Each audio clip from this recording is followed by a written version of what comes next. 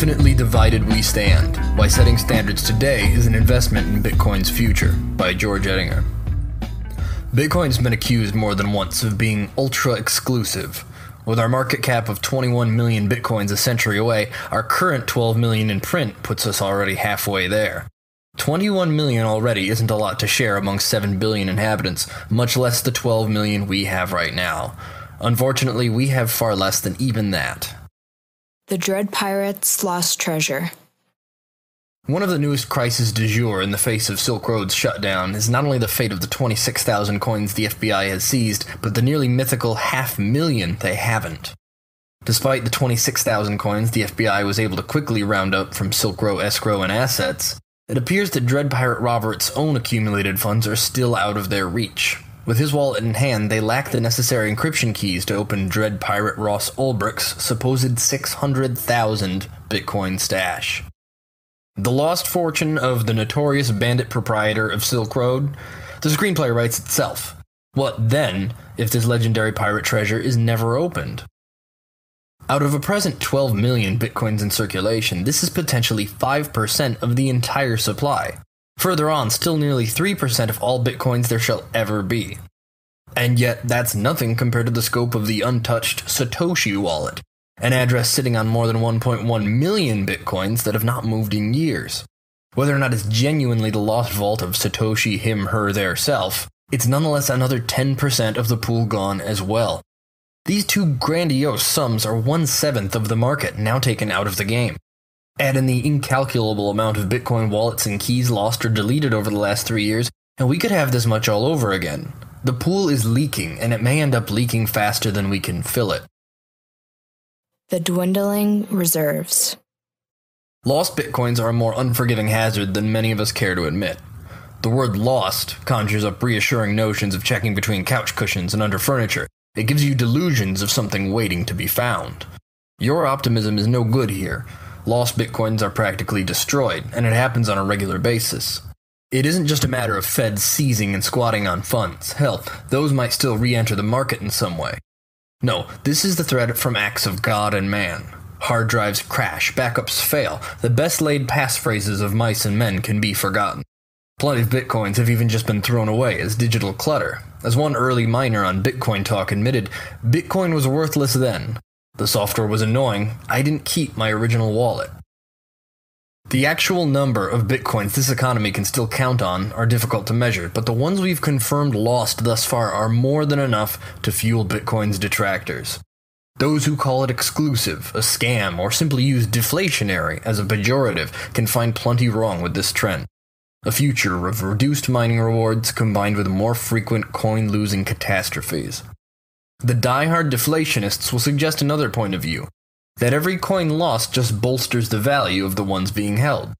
The Bitcoin Wiki assures us if you lose your coins, all other coins will go up in value a little. Consider it a donation to other Bitcoin users. And they aren't wrong, at least not mathematically.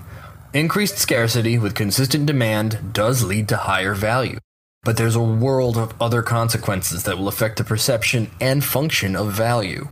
Massive events that lead to lost coins tend to have far-reaching repercussions in and of themselves.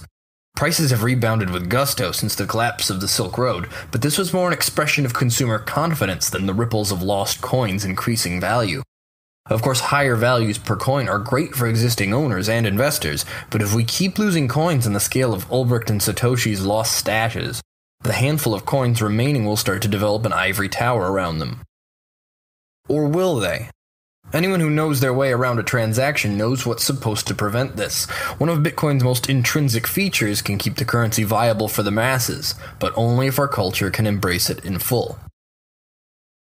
The Great Dividers.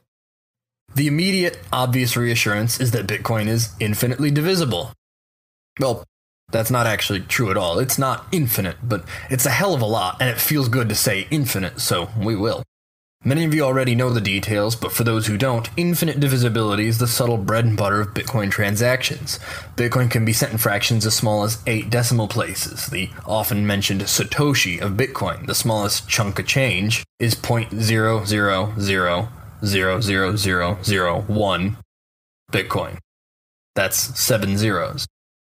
The 21 million limit on whole bitcoins seems a lot less threatening when you think of it as roughly 2 quadrillion satoshis. Compared to the estimated $1 trillion US in circulation, that leaves us a little breathing room to lose a few coins over the years. Bitcoin needs to scale down, and it needs to scale with methods that suit the modern world. The Satoshi is, right now, a junk unit, a technological benchmark, not a fiscal one. While it's possible we may eventually reach the scenario of operating on a Satoshi level, such a tremendous gap would prove insurmountable to the thousands of new Bitcoin users arriving every week.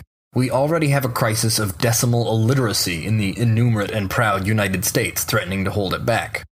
This is where the crypto community of the world needs to find kinship in the scientific. The International System of Units, established in 1960, set the course for scientific and mathematics work on a global level. Global standards and the resulting phase-out of regional legacy terminology for scientific and chemical terms have been a boon for the information age. Scientific works worldwide all function on base 10 metric prefixes and suffixes. Today, the centi, kilo, and millimeters of research measurement are recognized apolitically across nearly all borders. A universal language that transcends borders should speak volumes to any Bitcoin supporter. The recent adoption of millibitcoins by wallets and users is a monumental investment towards the currency's future.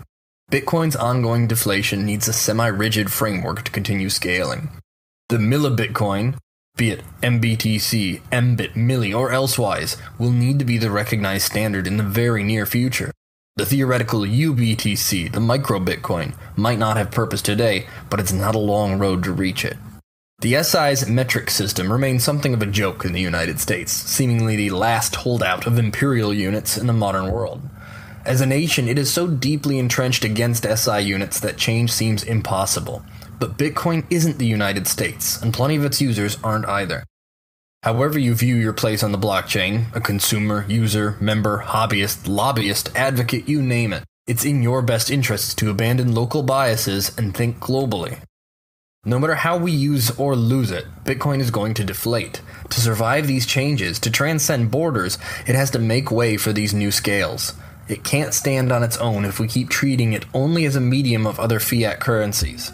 Cryptocurrency isn't exclusive to the erudite or the wealthy either. It's exclusive to the open-minded and the hard-working, like the research and technology communities that set these standards. From millis to mics and the occasional kilo, embracing SI units is not only a step towards Bitcoin's future, but a gesture of maturity for a culture that's coming of age.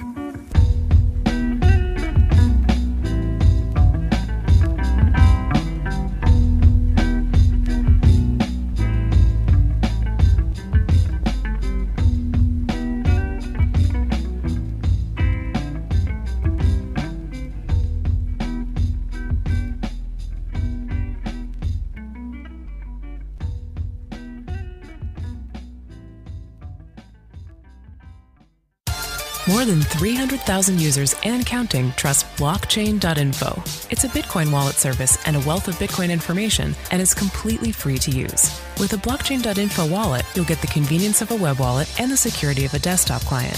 Blockchain.info is also a block explorer. You can use it to see Bitcoin transactions in real time, check the balance of any Bitcoin address, and view many handy Bitcoin charts, all for free. See what they have to offer today at blockchain.info.